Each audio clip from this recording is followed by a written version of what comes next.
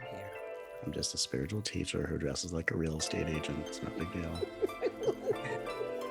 Who had to go to rehab after bodybuilding because I his did. disc in his back and Lou Ferrigno. And I'm like, where do we even go Where do you even with go? this? with It's a this? lot. It's honest to God, my life is crazy. It's great though, but it's It's, yeah, I mean, it's a lot. And the way that you bring us into this, okay, I've got this lovely advanced copy that's all oh marked up. But the thing is, all for love, this beautiful, shiny heart, the transformational power of holding space. yeah, It feels like butterfly wings and unicorn tears and angels dancing on the head of a pin. And I get into this book straight away.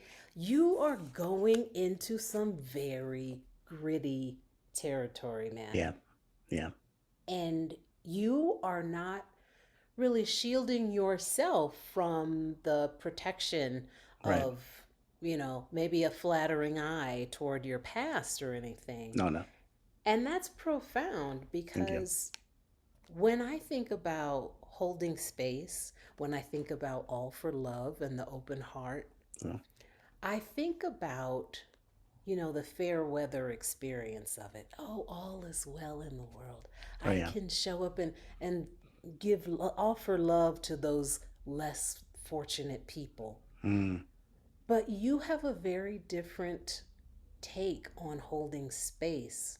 yeah, Holding space, because holding space is in that same category of like all for love and, or yeah, love and open heart and everything. I generally think of holding space as being some kind of magnanimous experience for other people. right, I don't think about it for myself, and I right, certainly don't think of it as a journey through my difficulties and my challenges to get to a place where I can hold space for my own process. right. I want to hear you talk about that, your take on what holding space is, because I realize as I'm marking up this book, well, I could just read the whole book back to you. Thank you. But what is holding space? Mm.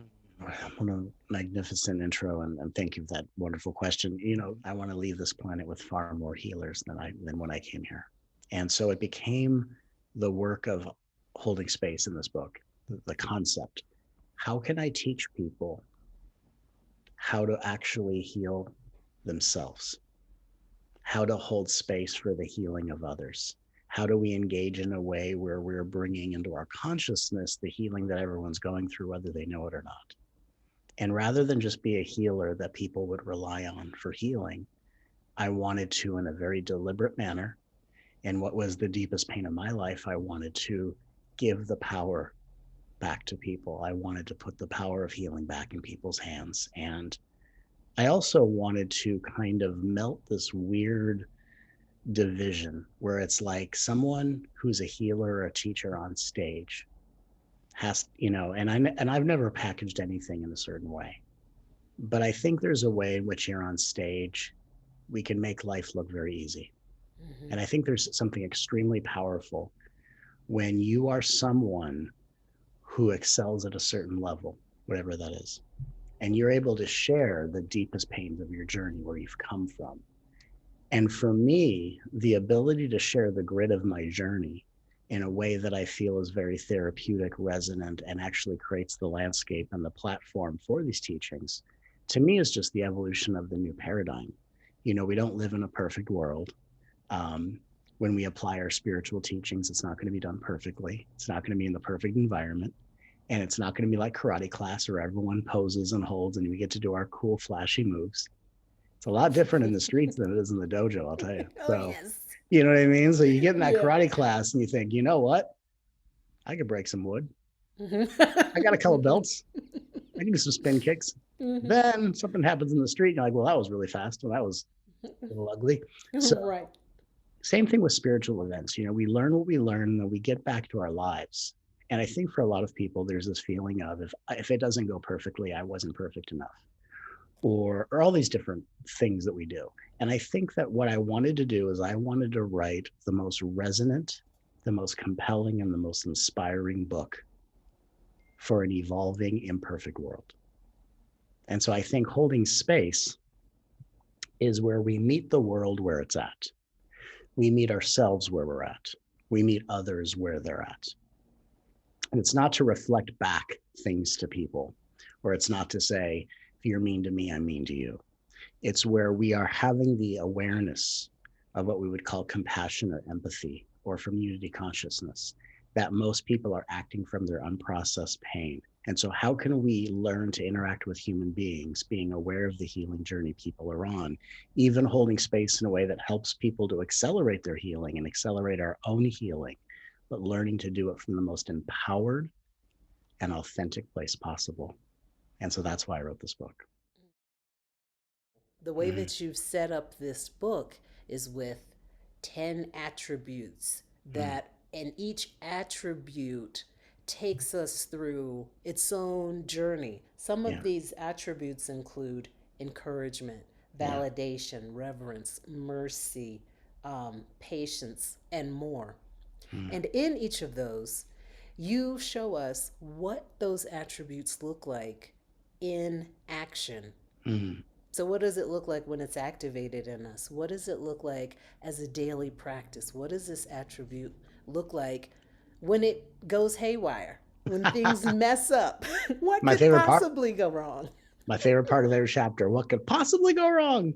i Right. i loved that, and it just in every so the way I outlined every chapter is one of my favorite things about the book. And then in every chapter there's the what could possibly go wrong section, which is one of my favorite parts of the entire book. And it's because it's so real. And what I think is so incredible about the book, in order for a book to be a companion for your journey, we really have to address, like I said, the fallacies, the imperfections, the inconsistencies about life. And really, when we look at these attributes like, encouragement and reverence and all these different attributes that really, they're the 10 ways to describe all the ways we hold space for people and ourselves. And I think by giving real world examples and showing, how my life evolved through the holding space process, there's just something about the way this whole book came together that for Mm-hmm. me, and I think for you and for a lot of people I know who have already read it, it just makes everything more real versus this kind of, and it's weird because a lot of people will look at like the airy fairy stuff and go, oh, that's just, but the truth is, for me in my life, that's been a real world experience most of my life. Like the things that most people think are made up are things I actually experience.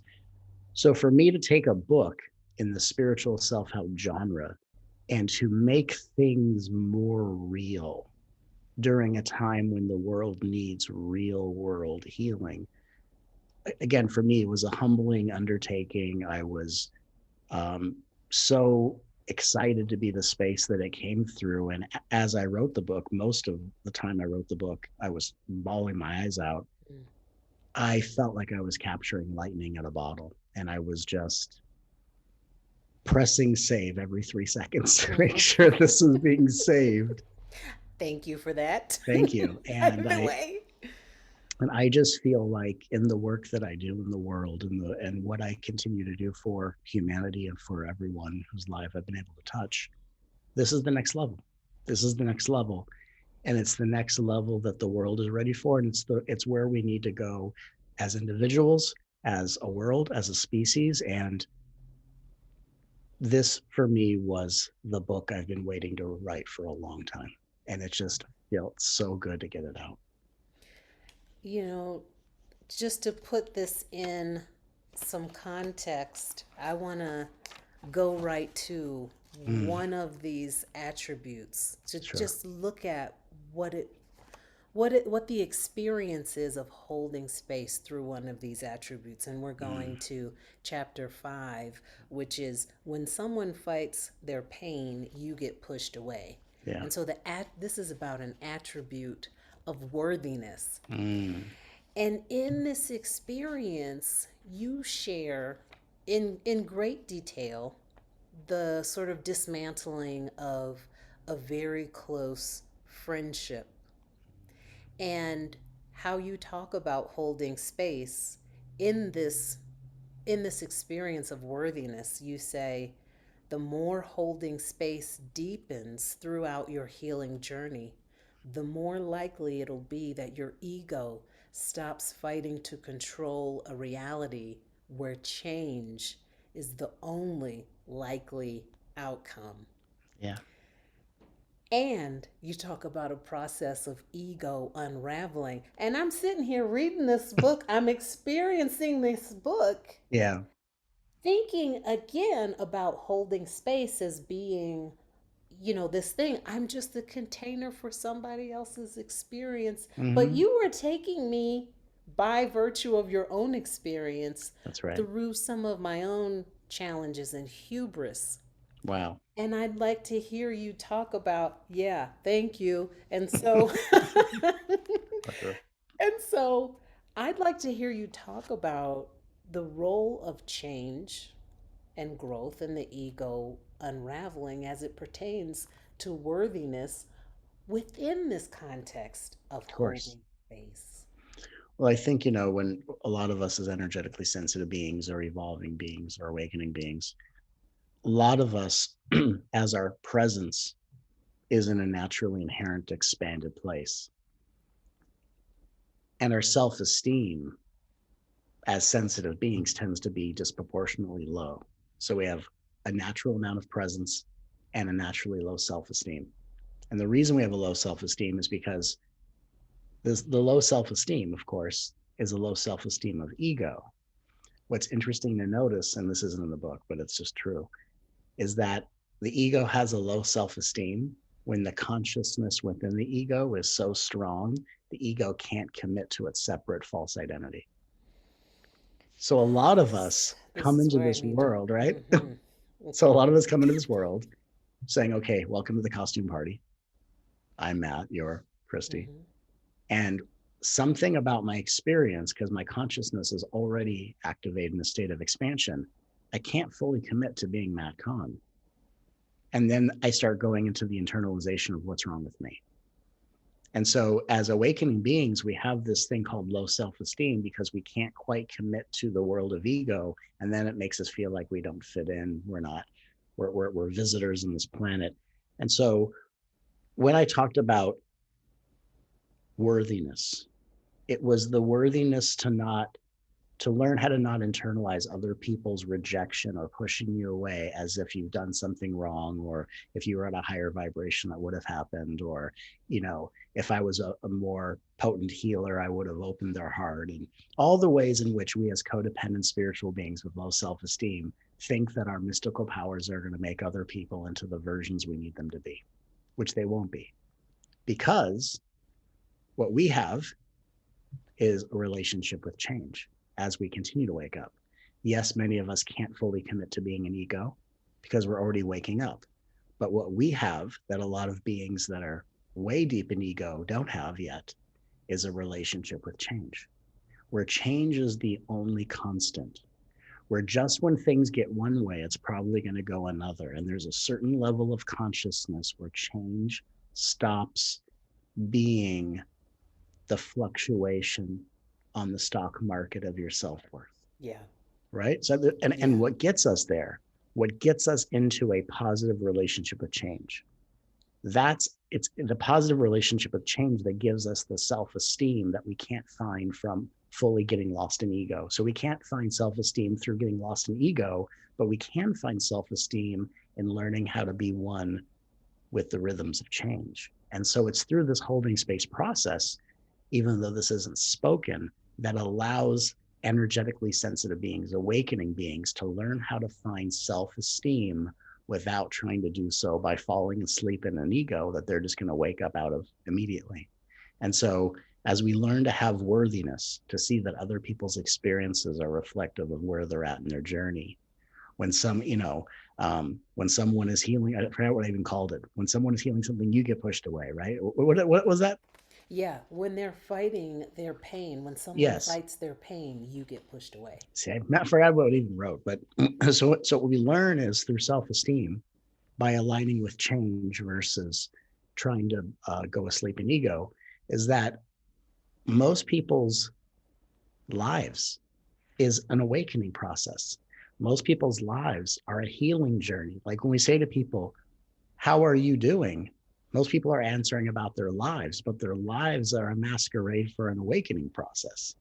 And so when people are going through the pain, when they're fighting their own pain, when the impulse to awaken is still being battled by a gravity to stay asleep, we get pushed away. And if we, the sensitive beings, are relying on other people for our nourishment and our sustenance, then it's going to continuously breed drama, toxicity, codependency. So this book that I wrote is really not only a way for energetically sensitive beings to find the true pure form of self-esteem, but to also be able to have relationships and not necessarily internalize the way some people may weave in and out of their consciousness. I think another thing that's interesting is there's a lot of spiritual beings, and again, learning to have self-worth. We want to have boundaries. We don't want to be taken advantage of.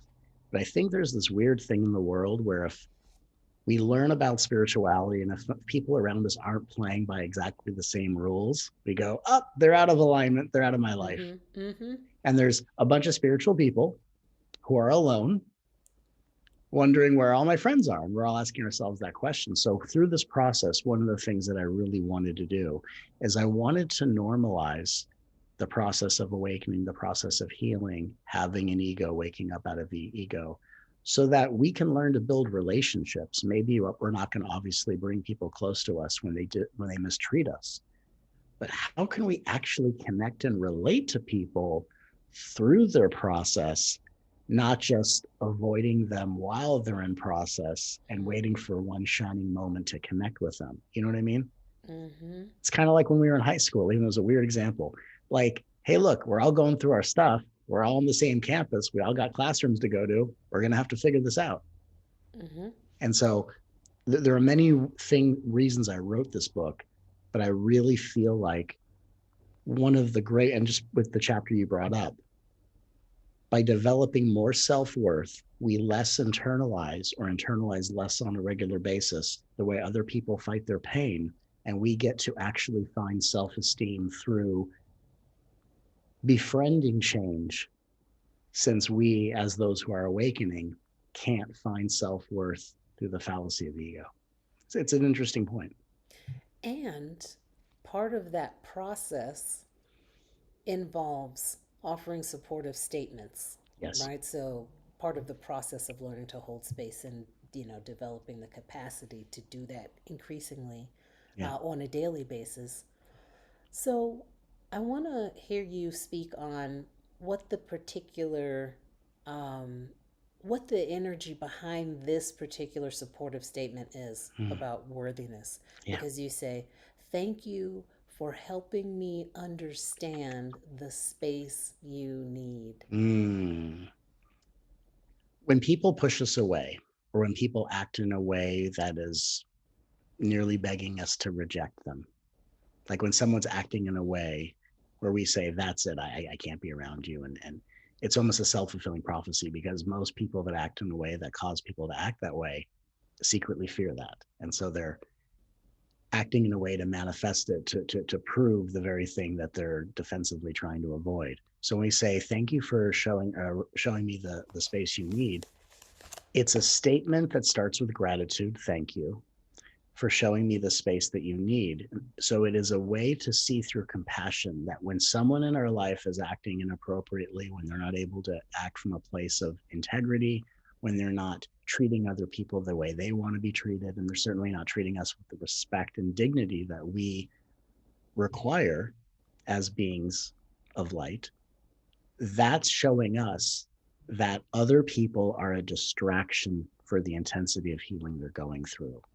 And we have to be smarter than the instincts or the conditioning of other people. And when people are acting inappropriately, that means, one, I shouldn't tolerate this behavior, but two, not only will I be safer away from this person, but they're going to actually benefit from the space they may not know they need, where their ego is acting out in a way, but their soul has caused the ego to act out in this way, like an alarm that says, I'm not aware enough to tell you I need some space. So I'm just going to push you away, and hopefully you're going to give me the space that I don't know that I need. So when people are acting inappropriately, instead of kind of settling into the judgment of how could they do this and blah, blah, blah, it's from a deep place of honor. Thank you for reminding me of the space that you need. So even when I have a boundary, even when I cut an interaction short, or even when I give someone space that I'd like to spend time with, the frame of thank you for reminding me of the space you need lets me know that I can participate in your healing journey, even when the way that person is treating me in an up close and personal way is rather inappropriate. And so we can still be a part of people's healing journeys. They can still be a part of ours. And it's just the perspective that having enough self-worth is seeing more in someone else than just maybe judging them for their behavior. At the same time, not spiritualizing it to stay in a toxic environment, but to say, wow, thank you for reminding me that the perfect role I can play in your life is to give you space, maybe not even the space you know that you need. So thank you for reminding me how I can help you and how I can help myself equally. Yeah. Just like, and right? Because lightning, lightning. Fire.